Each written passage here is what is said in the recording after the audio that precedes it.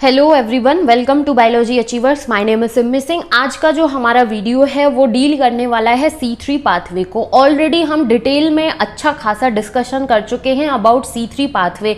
ये वीडियो जो है वो जस्ट फॉर क्विक रिवीजन के लिए है कि अगर यदि डिटेल में नहीं देखना है तो हम 4 to 5 मिनट में इस पाथवे को कंप्लीट कर सकें। तो इसमें होता क्या है, जो C3 पाथवे है उसके 3 स्टेप्स होते हैं जो कि सीक्वेंस में होते हैं। फर्स्ट स्टेप होता है कार्बोक्सिलेशन, देन उसके बाद होता है रिडक्शन और थर्ड स्टेप होता है रीजनरेशन। इनका सीक्वेंस जो है वो इसी तरीके से ध्यान रखना है, कार्बोक्सिलेशन, रिडक्शन, रीजनरेशन। सबसे पहला जो स्टेप है कार्बोक्सिलेशन, इसमें क्या होता है, कार्बन डाइऑक्साइड जो है उसका फिक्सेशन होता है। इसका फिक्सेशन कैसे होता है कि जो एटमॉस्फेयर में कार्बन डाइऑक्साइड प्रेजेंट है, इसका प्राइमरी जो कार्बन डाइऑक्साइड एक्सेप्टर मॉलिक्यूल होता है ये होता है राइबुलोज बिस 1,5 बिस फॉस्फेट, जो कि एक 5 कार्बन कंपाउंड होता है। ये क्या करता है, कार्बन डाइऑक्साइड जो है उसके साथ कंबाइन होता है। कंबाइन होकर ये क्या बनाता है, 2 मॉलिक्यूल बनाता है 3PGA 3 फॉस्फोग्लिसरेट के। अब ये जो रिएक्शन हो रही है, इस रिएक्शन को कौन कैटालाइज करता है, रुबिस्को नाम का एंजाइम। ये जो रुबिस्को नाम का एंजाइम है इसके पास कार्बन डाइऑक्साइड से बाइंड करने के लिए भी साइट होती है और ऑक्सीजन से भी बाइंड करने के लिए साइट होती है, लेकिन कार्बन डाइऑक्साइड से बहुत ज्यादा ग्रेटर एफिनिटी होती है। बाइंडिंग एफिनिटी जो है वो कार्बन डाइऑक्साइड के साथ ज्यादा होती है, ऑक्सीजन के साथ कम होती है। तो इस बेसिस पर दोनों से बाइंड करने की साइट होती है, तो इस बेसिस पर इसको हम राइबुलोज विस फॉस्फेट कार्बोक्सिलेज ऑक्सीजनेज के नाम से जानते हैं, जो कि इसकी प्रॉपर्टी होती है।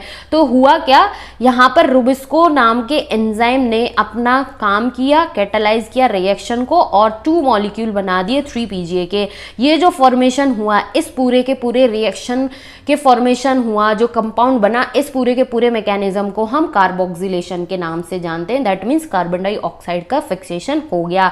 अब ये जो 3 फॉस्फोग्लिसरेट PGA बना, इसका क्या होना है, रिडक्शन, जो कि ट्राइयोज फॉस्फेट में कन्वर्ट हो जाएगा।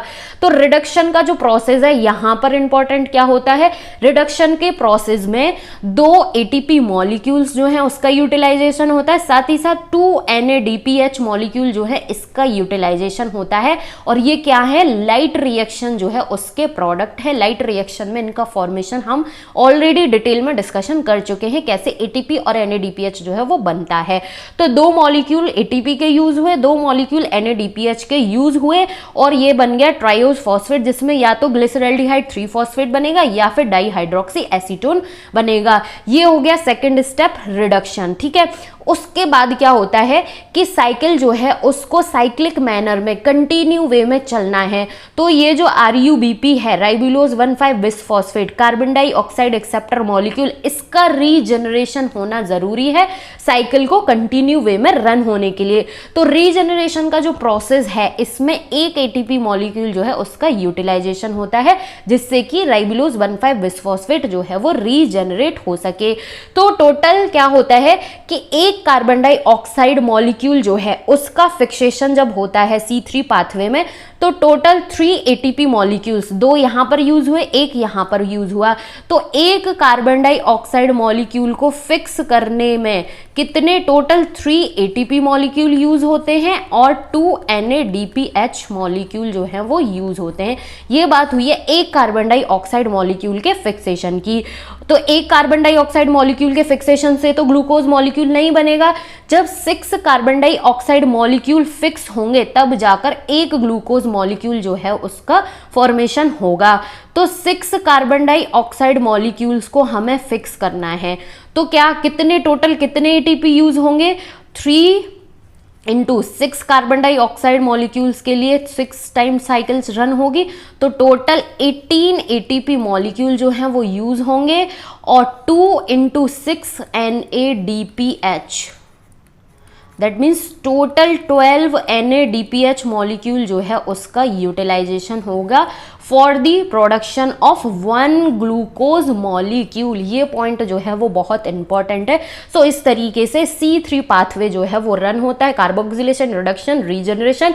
टोटल एक ग्लूकोज मॉलिक्यूल की अगर बात की जा रही है तो वहां पर 18 ATP और 12 NADPH यूज होंगे। ध्यान रखना है क्योंकि घुमा फिरा के क्वेश्चन इसी तरीके से पूछा जाता है। अगर यदि एक कार्बन डाइऑक्साइड मॉलिक्यूल को फिक्स करने में ATP और NADPH पूछा जा रहा है तो एक कार्बन डाइऑक्साइड के लिए 3 ATP 2 NADPH, और अगर 6 कार्बन डाइऑक्साइड के लिए पूछा जा रहा है तो 18 ATP 12 NADPH जो है वो यूज होंगे। सो इस तरीके से C3 पाथवे जो है वो हो जाता है हमारा कंप्लीट। अगर यदि वीडियोस हेल्पफुल रहते तो प्लीज चैनल को जरूर सब्सक्राइब करें, वीडियो को लाइक करें, अपने फ्रेंड्स के साथ शेयर करें। Thank you so much for watching.